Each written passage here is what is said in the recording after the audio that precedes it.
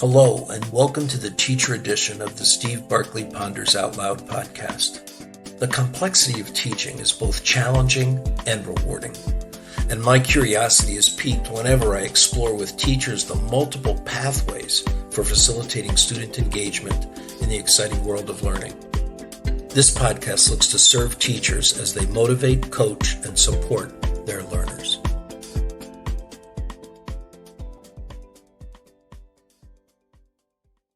Promoting student character traits for thriving rather than striving. Our guest today is Deborah Farmer-Criss. She posted an article with this title, Striving or Thriving, Steps to Help Kids Find Balance and Purpose, and it caught my attention. I contacted her and asked her if she'd join us here, and she agreed. Deborah is a author, often featured in NPR's Mind Shift and PBS Kids for Parents. She's also a workshop presenter for both teachers and for parents. So welcome, Deborah. Thank you so much for having me.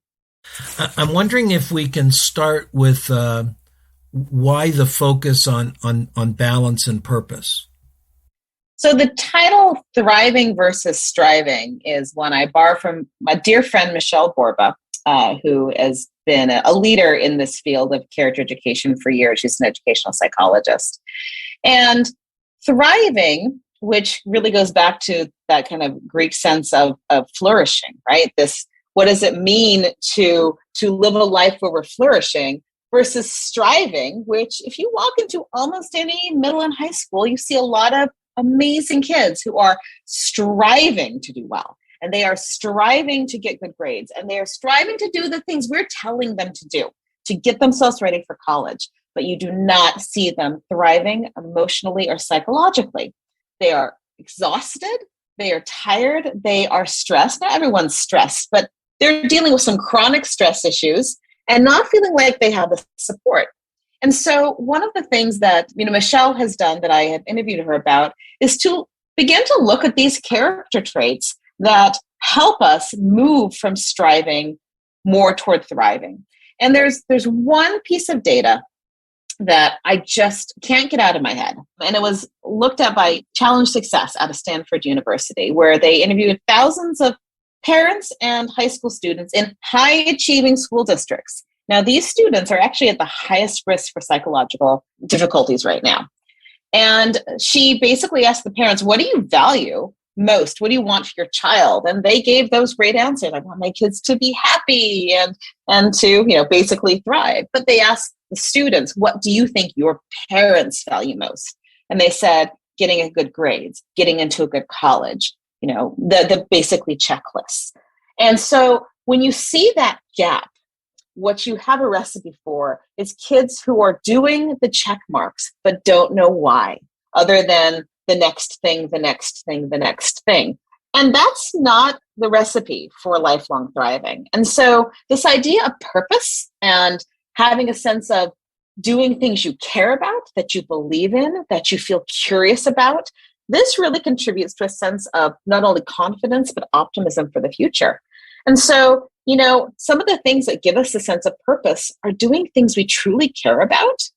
And what you discover is that a lot of kids, when they get up to high school, the things they love doing in elementary school and middle school, their hobbies, their passions, they're not doing them anymore. And they're not because they don't have time.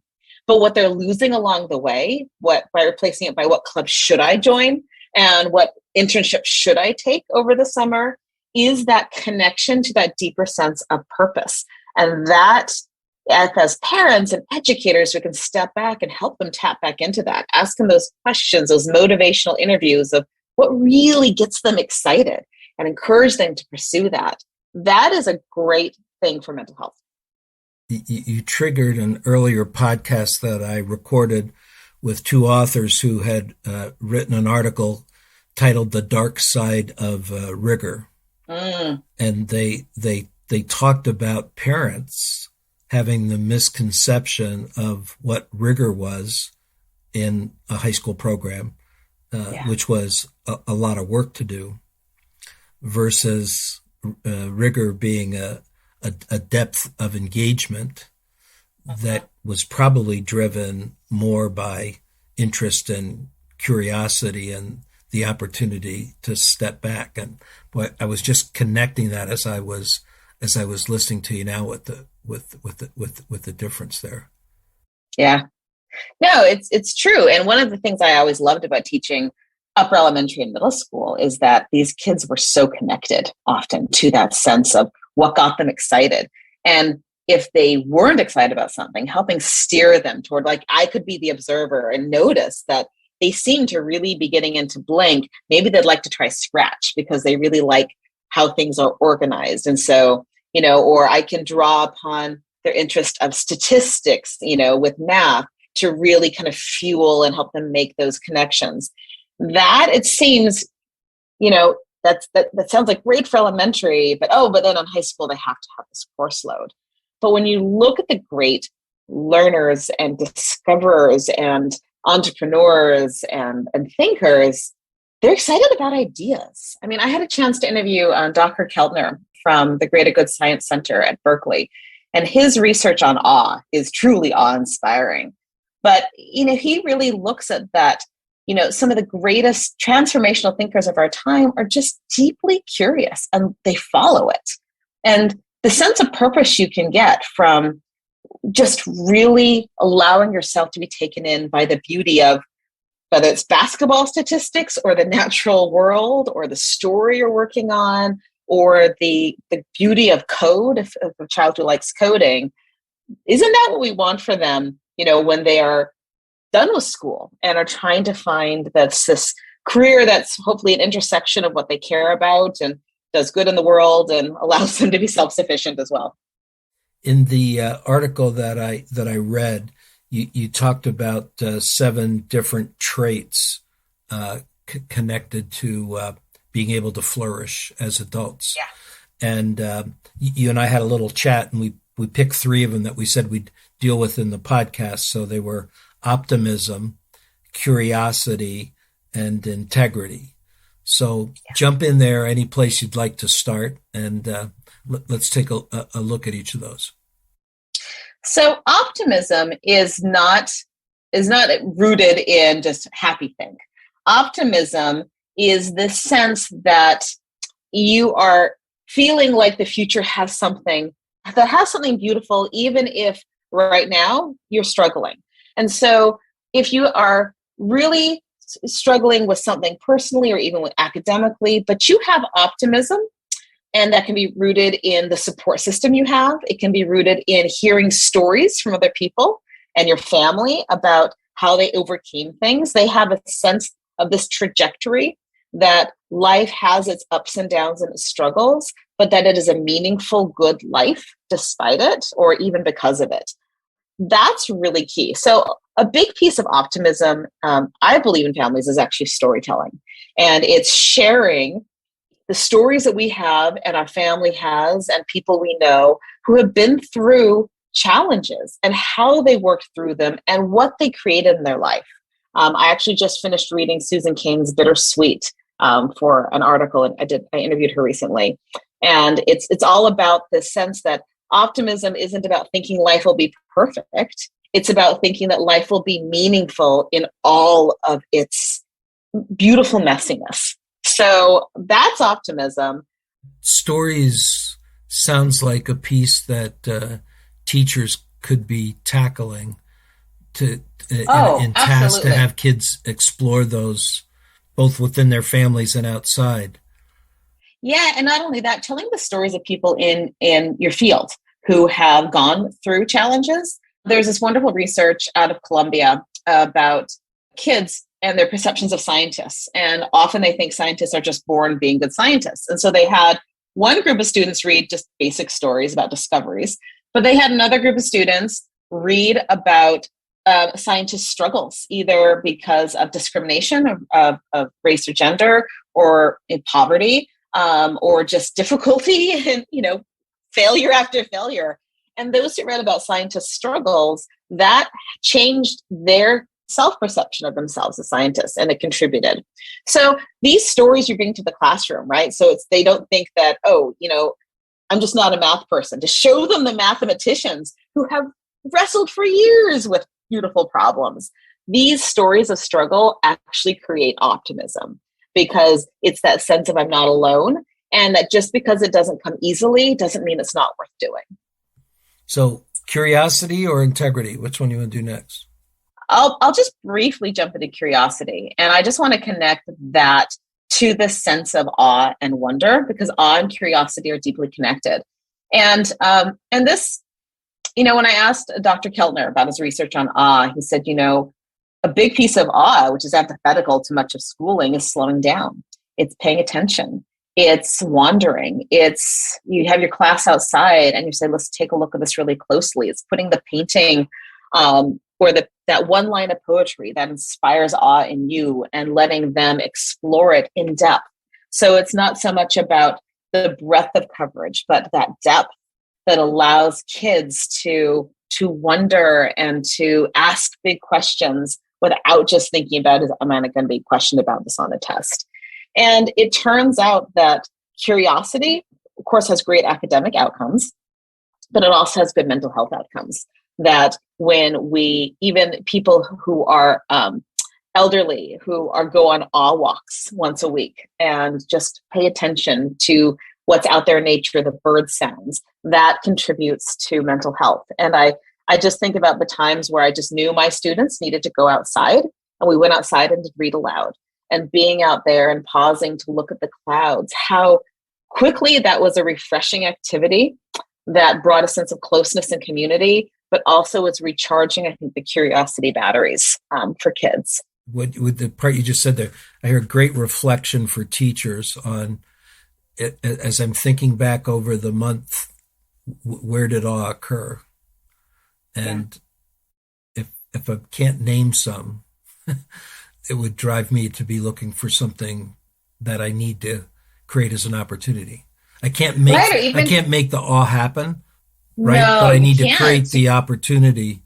Mm-hmm. It's like, it's almost become, you provide almost the gateway to awe, right? And so if you can even ask them every unit, what inspired your awe or curiosity? Like, what was the thing that you learned that created a spark for you? Or, in teaching English, I'd often say, I want you to go back and highlight one sentence in last night's reading that you found beautiful or interesting or provoking for some reason. Let's start class that way. Let's start with what piqued your curiosity, because that's an authentic discussion that I'm not pulling their, pulling teeth. They're bringing it because it's authentic. And what I discover is by the end of class, they had covered everything I wanted to cover, but it was from them, not from me. And so tapping into your students' curiosity is actually tapping into their motivation. And the one we got left is integrity.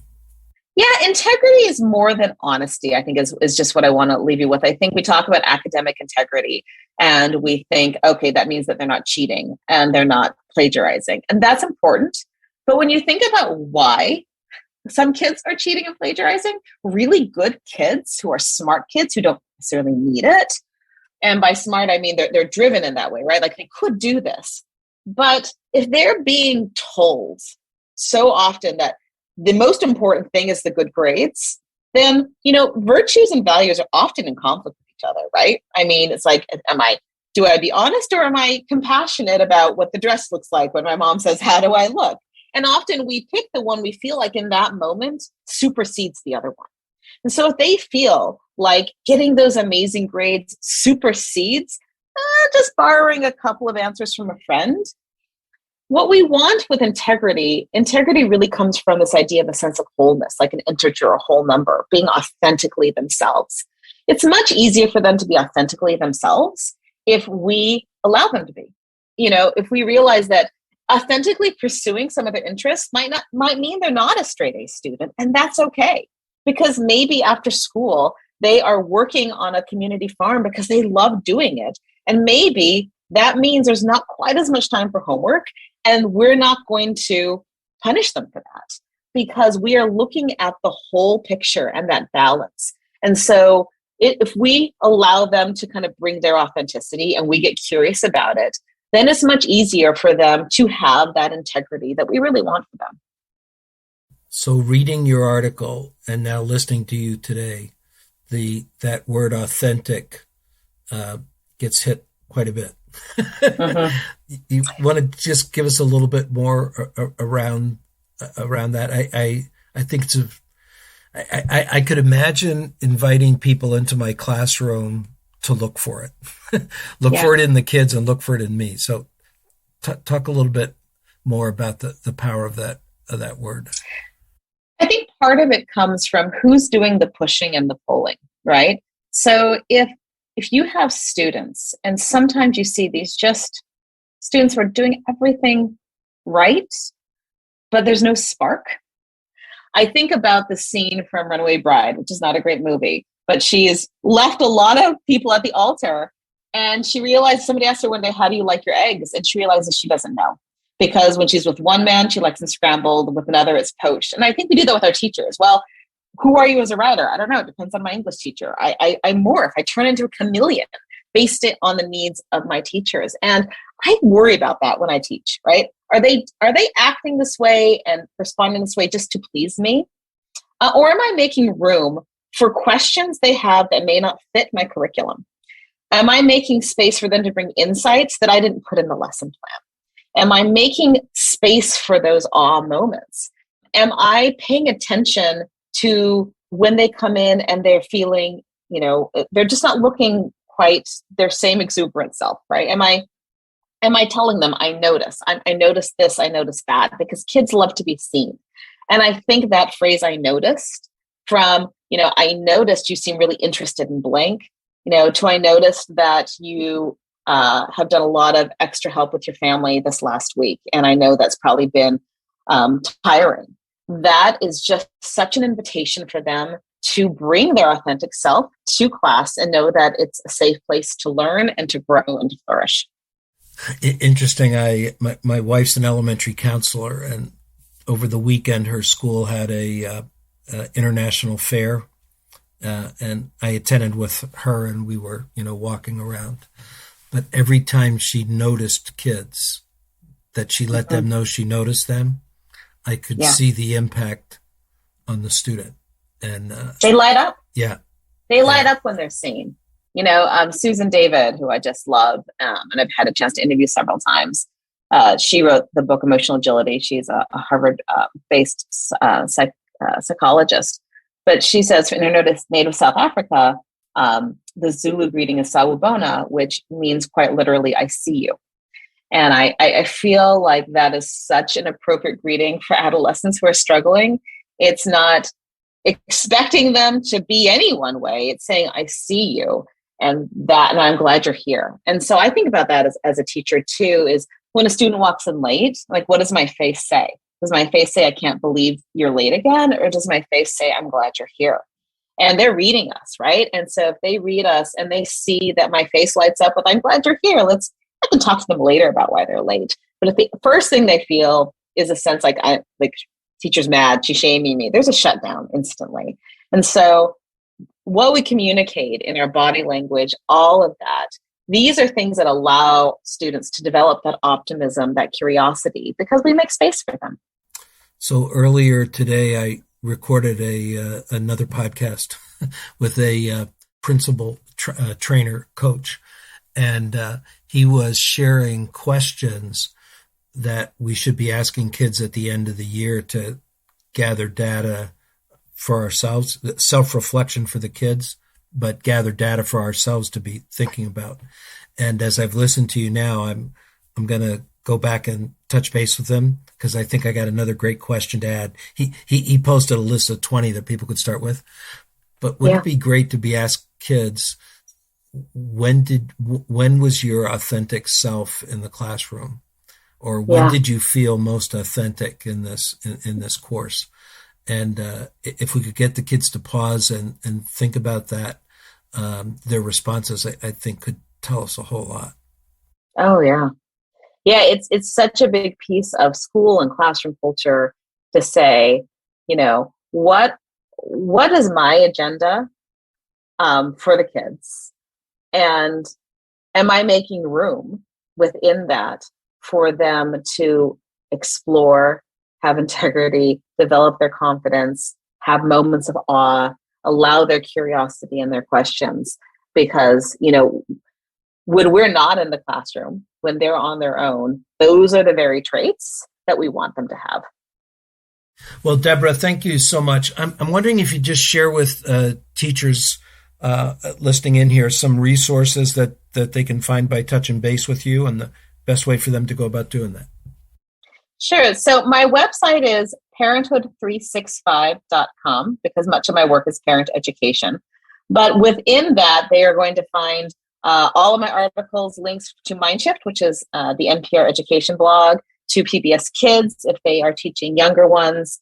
And so that's just kind of a central gathering spot for a lot of different resources that I have. Well, thank you very much. Appreciate your time today. Thank you for having me. Thanks for listening in, folks. I'd love to hear what you're pondering. You can find me on Twitter at Steve Barkley or send me your questions and find my videos and blogs at barkleypd.com.